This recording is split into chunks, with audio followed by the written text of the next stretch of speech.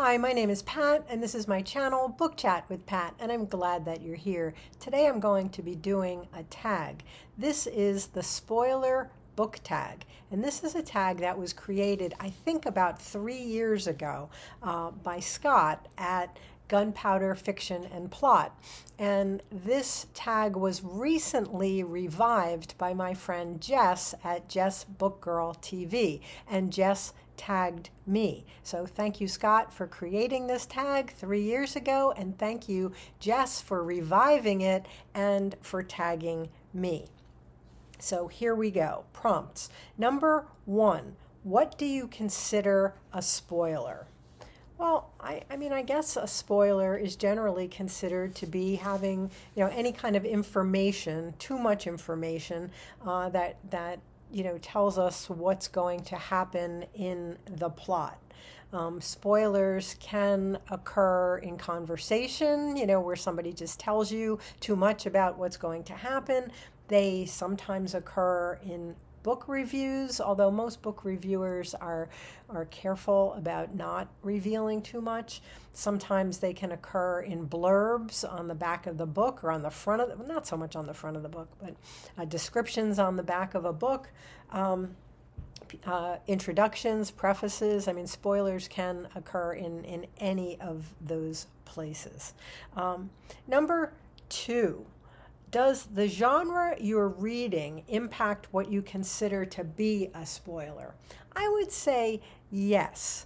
If I'm reading a mystery, if I'm reading a whodunit, that would be a situation where I wouldn't necessarily want a spoiler. I wouldn't want to know, I don't want the crime to be solved, in the first few pages of the book. That could put a damper on the reading experience. But I don't think that I think about spoilers, most of the time. And in other books that I'm reading, like if I'm reading classics, I am not worried about spoilers.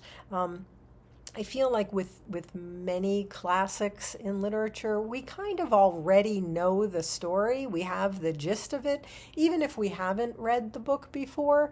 And a lot of classics that I read, they're rereads for me. But even if they're not, you kind of already have a pretty good idea about the story. I always, when I think about spoilers, I always think about, the ancient Greek tragedies, which I used to teach in my long career as an English teacher.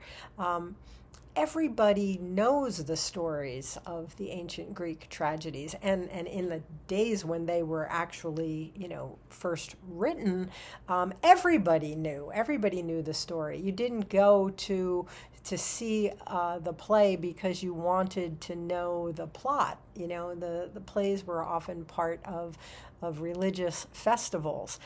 You knew what was going to happen next. You were watching the play to see how it was going to, how this particular writer was going to tell this very familiar story. How, how is the narrative executed? How are characters developed in this particular rendition?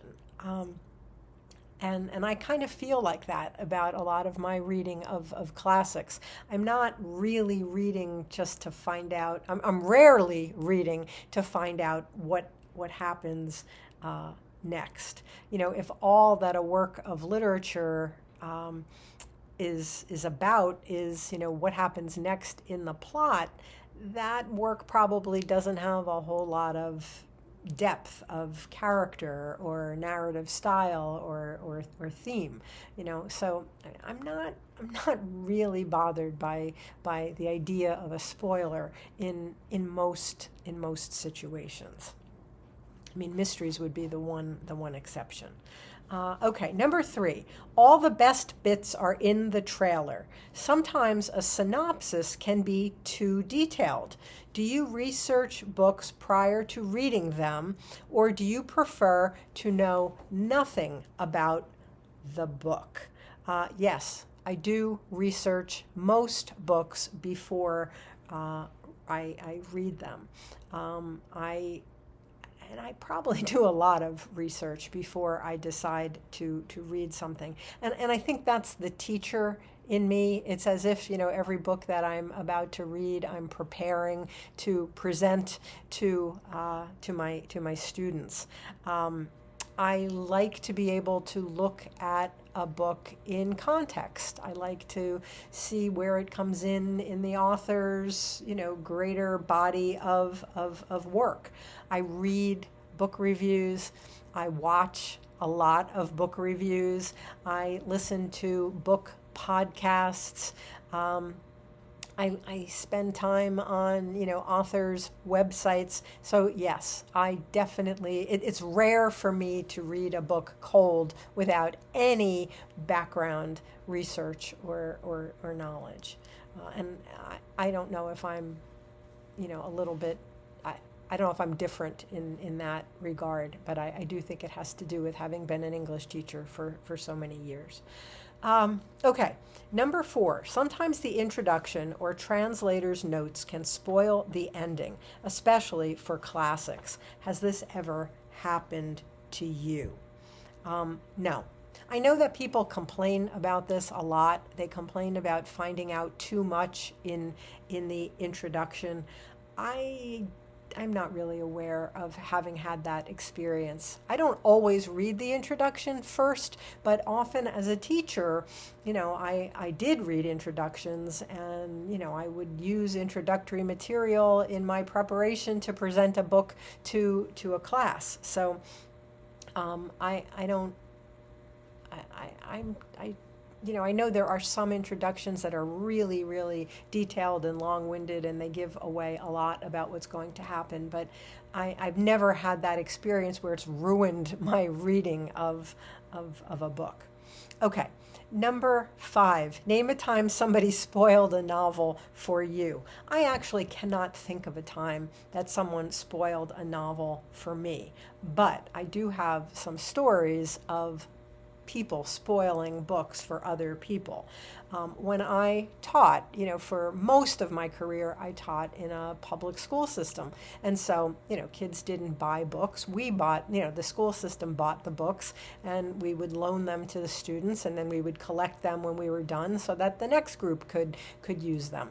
So it became a really obnoxious habit that some students took up, where they would finish a book and then they would write something on the title page of the book about what was going to happen in the novel, so that the next kid who got that particular copy would know exactly what was going to happen. Now, if I saw this, because I'm saying spoilers don't really bother me, this would not really bother me. But it was really annoying that kids would do this, and it did upset a lot of kids who would read this this note, before they even started the book. The most famous one, and I've actually heard other people talk about this as well. I can't tell you. When I used to teach juniors in high school and we taught William Golding's Lord of the Flies, I can't tell you how many times a kid would get a book and on the first page it would say, "Piggy dies." Just obnoxious. Finally I caught on to that, and I would actually look for that and white it out or try to get rid of it before we gave the book out to another kid. But that was like just a really famous and often repeated example. Number 6, have you ever spoiled a novel for somebody else? Well, I guess I just did. I guess I just spoiled Lord of the Flies, if anybody doesn't know what happens in Lord of the Flies. I don't I don't make it a point of spoiling novels for others, but I do have kind of a funny story about this particular issue, and again, it comes from my teaching experience. When I taught 10th grade, we taught our 10th grade English class was an American literature course, and I taught American literature for many years. And we would do a unit in the beginning of the year on coming of age, because it was very engaging. You know, it got kids into what we were going to do. They were interested in these stories. And one of the novels that we frequently taught in 10th grade was John Knoll's novel, A Separate Piece. And it's a story of a friendship between two boys at a New England prep school during World War II. Well, one day we had finished the book. The assignment, you know, the night before had been to finish, you know, reading the last couple of chapters. And so kids were coming into class and they were talking about, you know, the end of the book, because I thought everybody had finished the book, and kids were very animated in their discussion, because kids usually had a strong reaction to the end of A Separate Piece. And this particular day, a couple of kids were talking about how they were really upset that it ended the way it did, and that it didn't have a happily ever after ending. So this particular year, this particular day, one student came into class and she said, in a very, very, you know, sort of animated and upset way, "I was so upset when Finney died that I threw the book across the room." At which point, this boy sitting towards the back of the room jumps up out of his desk and he blurts out, What? Finney dies? Finney didn't die in my book."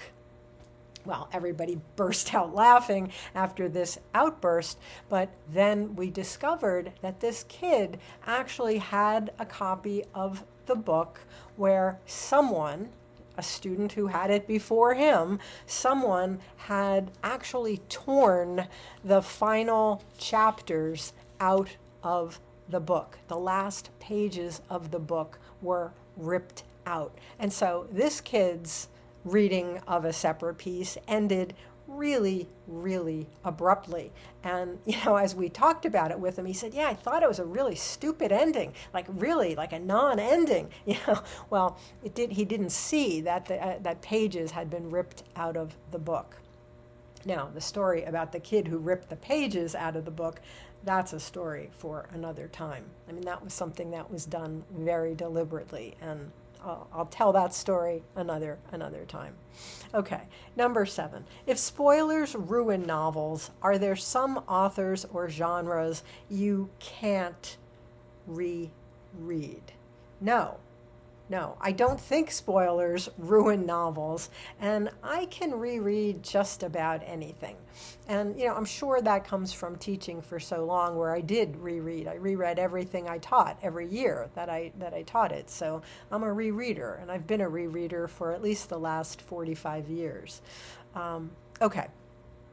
Number 8, when reviewing, are you spoiler free?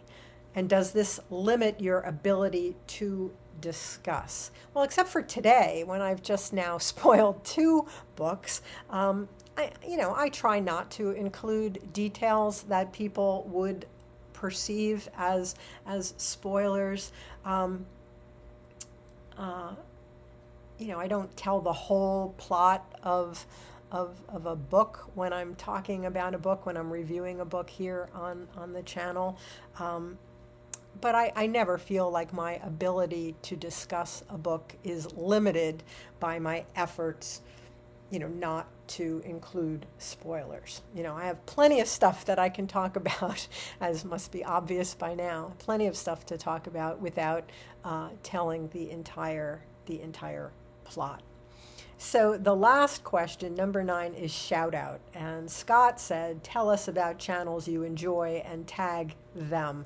He said 5 channels. Well, that's not how I tag at the end. If you are watching this and you would like to do this revival of the Spoiler Booktag, please consider yourself tagged and please give this a go. And in addition, I'm going to tag a bunch of people in the notes that I think probably didn't do this tag 3 years ago. And maybe you'd like to, no pressure, but maybe you'd like to give this a go now. So anyway, that is the Spoiler Book Tag. And thank you again, Scott, for creating this. And thank you, dear Jess, for tagging me. Okay. As always, I thank you for watching. I hope that you're doing well. I'll speak with you again soon. Take care.